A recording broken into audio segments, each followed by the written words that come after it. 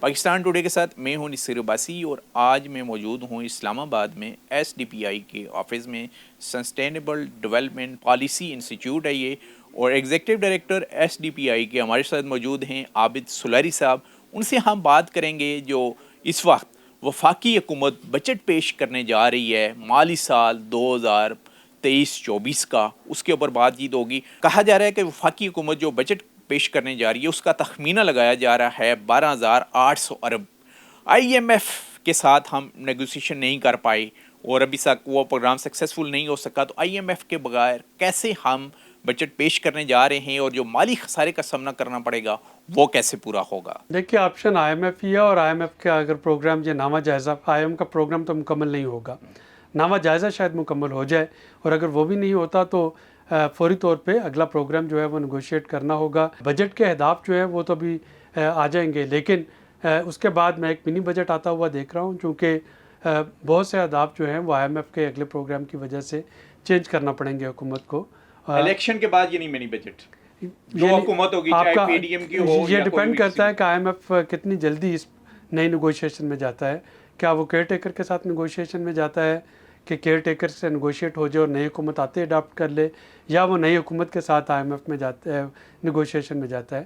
لیکن ایک جو آپ کا منی بجٹ ہے وہ بہرحال سپٹمبر سے لے کر دسمبر تک کہیں نہ کہیں پہ آ رہا ہے. اچھا, اس وقت ملک کی جو معاشی صورتحال ہے, انڈسٹریز کی بڑی ہے, اور اچھی خاصی انڈسٹریز یہاں سے کلوز بھی ہو چکی ہیں اور کلوز ہو کے بنگلہ دیش میں بھی جا چکے ہیں انڈسٹریل, وہ ان کو مراد پچھلی حکومتوں میں بھی نہیں ملی.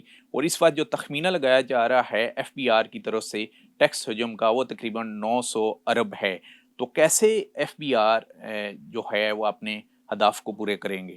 دیکھیے کچھ تو پورے ہو جائیں گے آپ کی کرنسی کی ڈیویلیوشن اور انفلیشن کی وجہ سے, ظاہر ہے نامنل ٹرم میں وہ ہدف کچھ حد تک پورے ہو جائیں گے. کچھ اگر ایف بی آر تھوڑی سی کوشش کرے, جیسے مفتاح اسماعیل صاحب نے وہ ٹریڈرز پہ ایک ٹیکس لگایا تھا جس کو بعد میں واپس لے لیا, تو اس طرح کے اگر کچھ نان پاپولر میئرز جو ہیں وہ لے لیے جائیں تو آپ کے پاس ٹیکس پوٹینشیل میں کمی نہیں ہے, ٹیکس اکٹھا ہو سکتا ہے. یا اگر ٹیکس اکٹھا نہیں ہوتا تو پھر ایکسپینڈیچر سائڈ پہ کمی کی جا سکتی ہے. ایکسپینڈیچر میں ہمارے پاس جو لاسٹ میکنگ انٹرپرائزز ہے 212, ان کے اخراجات کو کم کرنا, ہمارے پاس جو انرجی سرکولر ڈیٹ ہے اس کو کیپ کرنا, یا جو وفاق اور صوبے میں جو اوور لیپنگ ایکسپینڈیچر ہیں 18ویں ترمیم کے بعد, وہی منسٹریاں صوبوں میں ہیں وہی وفاق میں ہیں, تو ان کو تھوڑا بہت اگر ٹویک کیا جا سکے, ایکسپینڈیچر کم ہو جاتے ہیں, تھوڑے سے ریونیو پورے ہو سکتے ہیں. تو یہ نمبرز میچ کرنا کوئی اتنا مشکل نہیں, لیکن دیکھنا یہ ہوگا کہ آئی ایم ایف کی نئے پروگرام میں فریم ورک کیا ملتا ہے اور اس کے مطابق کیا چینجز کرنا پڑتی ہیں. اس وقت ٹوٹل ہماری گورنمنٹ کو کتنے جو ہیں آپ کے جو قرضے ہیں مثلاً وہ ادا کرنے باقی ہیں, اس کا حجم کیا ہے؟ دیکھیے جون کے مہینے میں $3.5 ارب کے قرضے واپس ہونے ہیں, اور اگلے مالی سال میں حکومت کو تقریباً 25 سے 30 ارب dollar extra additional financial cost چاہیے, اور یہ وہ کاسٹ ہے جو کہ آئی ایم ایف کے پروگرام میں جائے بغیر نہیں ملے گی.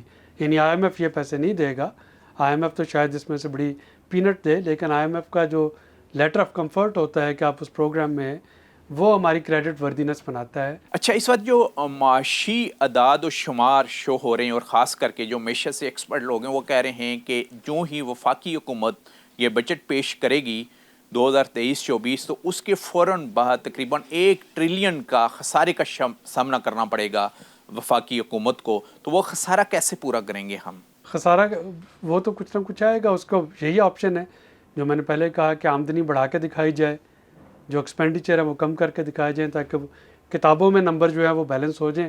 اس کے بعد پھر جب منی بجٹ آئے گا تو چیزوں کو درست کر لیا جائے. پی ڈی ایم کی حکومت کہہ رہی ہے, اور خاص کر کے ساگدار صاحب کی طرف کہا جا رہا ہے کہ جو مالی سال کا بجٹ 2023-24 ہے, اس میں ہم اچھا خاصا عوام کو ریلیف دیں گے.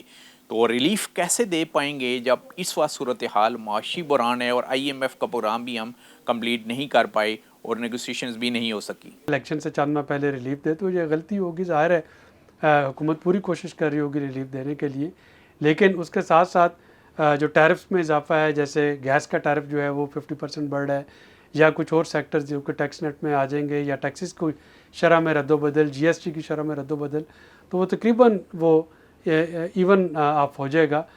شاید وہ ریلیف بہت پرماننٹ نہیں ہوگا, لیکن ظاہر ہے کہ حکومت ریلیف دینے کی کوشش ضرور کر رہی ہوگی. اچھا سر, آپ خود معاشی ایکسپرٹ ہیں, کیا وجہ ہے کہ ہم IMF کے پروگرام کو اچیو نہیں کر پائے؟ بیریئر کیا تھے درمیان میں؟ سیاست جو ہے وہ معیشت پہ غالب آ گئی.